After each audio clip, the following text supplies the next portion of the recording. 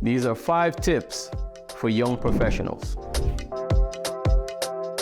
If you're a young professional, you're out of school, you're trying to make some money, you've got your wardrobe down, you've got your job down, you're trying to navigate the life of professional behavior. Come with me through this video. I'll give you 5 things that can kind of help you with skipping some steps and getting into better rooms.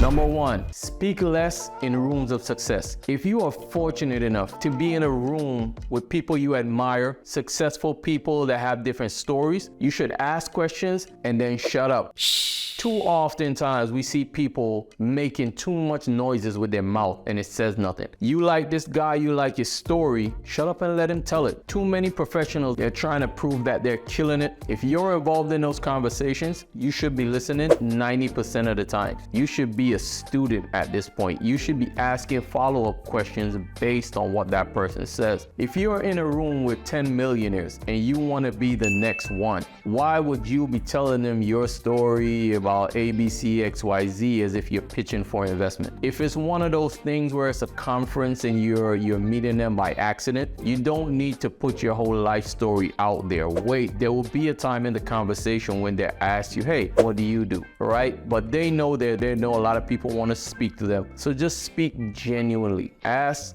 good questions. Have your questions prepared from before. Ask good questions and then just let them take the conversation wherever it goes. One of the things you can do is actually ask them questions to get to know them better about things that other people may not. Then get a gift based around that thing and send it to their office. That will leave a bigger impression over time than dominate the conversation to try to look like you're more successful than you really are at this point. Never apologize for being ambitious. My name is Sinclair Fleming and I want to own and operate a global company. I say it loud, I say it often, I say it in interviews, I say it in speaking events, I say it to whoever would listen. People love ambitious people. Hate mostly comes from behind you. Those that are ahead of you that see you put in the work understand what it takes to get to the point where you are, and oftentimes they just want to help. Half of the time they see themselves in you, but they don't have the time to get to know you and see everything you want. So you need to figure out how you can safely scream this to everyone about what you're trying to accomplish, because they can't help you if they don't know what your target is. So be ambitious. Say it loud, say it proud. There are folks that will attempt to kill your dream. You know it probably happened to you already if you're watching these videos. Someone always try to tell you your dream is too big, or you can't do it because no one else has done it, or something. The famous one is, if I was you, I wouldn't do it. Well, you're not me.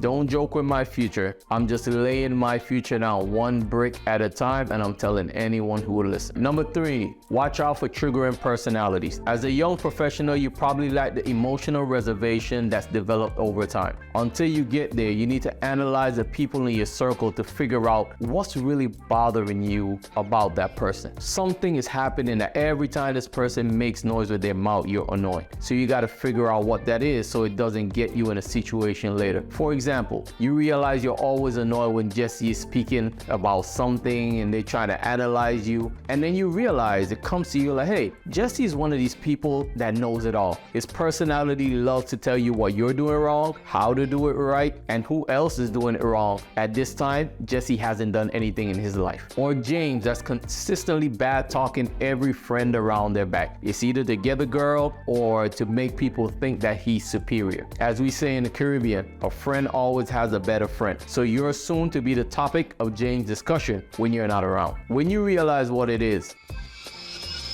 you got to try to build up some tolerance. Don't just ignore these people or try to get around them, right? And the more you are, you're going to kind of identify these people quicker. You're going to know how to deal with them. You're going to know what box to put them in, and you're going to be less irritated because you're more exposed to them over time. Number 4, a big one when I was younger. Never let anyone make jokes about your dream. This is a big one, especially your circle and your family and friends. This is what I mean by this. A person can have a sense of humor. You can roast me all day. I'll either laugh with you or I'll probably remove myself from the situation if I think you're getting too disrespectful, but it's no problem to me. I'm here for it. I never take it to heart. The minute you start to make jokes about my business, I get stone-faced serious. This is not a hobby. This is not a game. If you want to go with all that keying about people's business, you can go to the comedy show, because this is not here. Don't put that on my future. I don't play. I want all the smoke when it comes to that. I was so serious about this when I was younger, because me and my friends like to joke around, and they started to joke about my business. I was like, no, yeah, we sell cups, yeah, we sell paper, but you can't make jokes about that. You have to remember, when you're young and you have no social proof and you have no reputation, the people around you, aka your boys, your circle, represents you. Can you imagine the people closest to you are roasting you in other circles? Remember, your friends always have other friends and family members that they have never interacted when you are around. So they represent you when you're not there. You want them to say, hey, he's a cool dude, but he's serious about his future and his business. Don't make that joke around him. He gets real tight about those jokes. So try to curate your family and friends early. Let them know, hey, I don't want you to be making those type of jokes. I don't want it.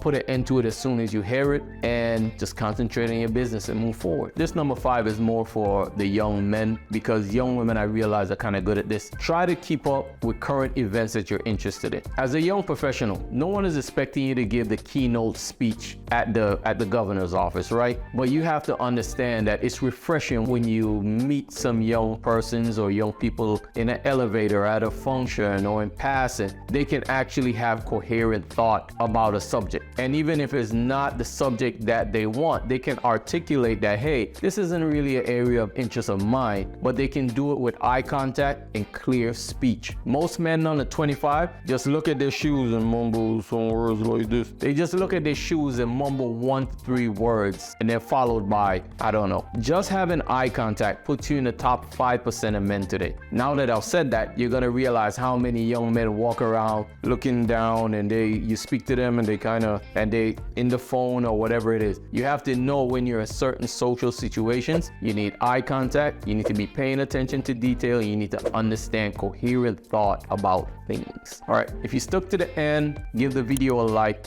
These tips should be helpful for you in your social circle over time. It should serve you well in your future. It's a foundation that you need to kind of move forward in those circles. And if you have a teen that's coming up and you don't really know how to talk to them about it, share this video, tag them in the comments. My name is Sinclair Fleming. Now go take action.